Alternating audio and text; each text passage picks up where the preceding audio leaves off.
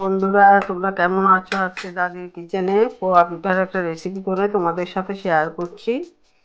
তোমরা দেখতে থাকো। রেসিপিটা ভালো লাগলে লাইক, শেয়ার, সাবস্ক্রাইব করে দিও। এখানে আমি 2 কাপ চালের গুঁড়ো নিয়েছি। এই কাপটার মাপে 2 কাপ চালের গুঁড়ো নিয়েছি, আর 1 কাপ ময়দা দিয়ে দিচ্ছি। দিয়ে ভালো করে মিশিয়ে নেব। এটা নুন দিয়ে দিচ্ছি। নুনটা দিলে পিঠাটা খেতে খুব ভালো হয়। এটা আমি মিশিয়ে নিচ্ছি। কিছুটা গুড়, এই কাপের মাপে 2 কাপ গরম জল দিয়ে দেবো। আমি ঠান্ডা জল দিইনি, গরম জল দিচ্ছি।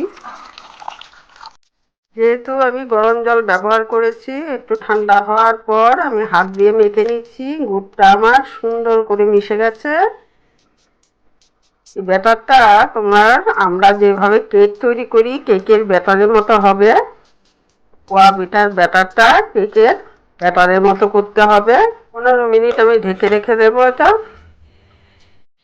15 মিনিট পর ফিরে এসে আমি ঢাকনাটা তুলে দেখাচ্ছি তোমাদের কতটা ফুলেছে। ব্যাটারটা আমার ঠিক আছে।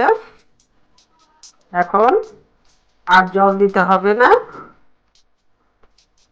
দেখিয়ে দিচ্ছি ব্যাটারটা কেমন হবে। এরকম ভাবে ব্যাটারটা, তবেই সুন্দর পোয়া পিঠা হবে। একটা কড়া বসিয়ে দিয়েছি, কড়াতে কিছুটা তেল দিয়ে দিয়েছি, তেলটা গরম করে নিচ্ছি। পিঠাটা করার জন্য এখানে একটা গোল সাইজের হাতা নিয়েছি। এরকম হাতা দিয়ে পোয়া পিঠা করতে হয়। এখন আমি পোয়া পিঠাটা ছেড়ে দিচ্ছি।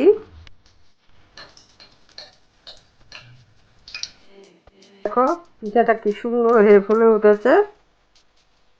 এখন উল্টে দিচ্ছি। পিঠাটা যত ভাজা হবে তত কালারটা চেঞ্জ হয়ে যাবে। দেখো কি সুন্দর এটার কালারটা চেঞ্জ হয়ে গেছে, আর কতটা সুন্দর হয়েছে পিঠাটা। এখন পিঠাটা নামিয়ে নিচ্ছি। আবার আর একটা পিঠে দিয়ে দিচ্ছি। আমি যেভাবে রেখে দিলাম সেভাবে তোমরা একটিবার পিঠাটা তৈরি করে খেয়ে দেখবে। দারুণ টেস্টি হয় পিঠাটা খেতে।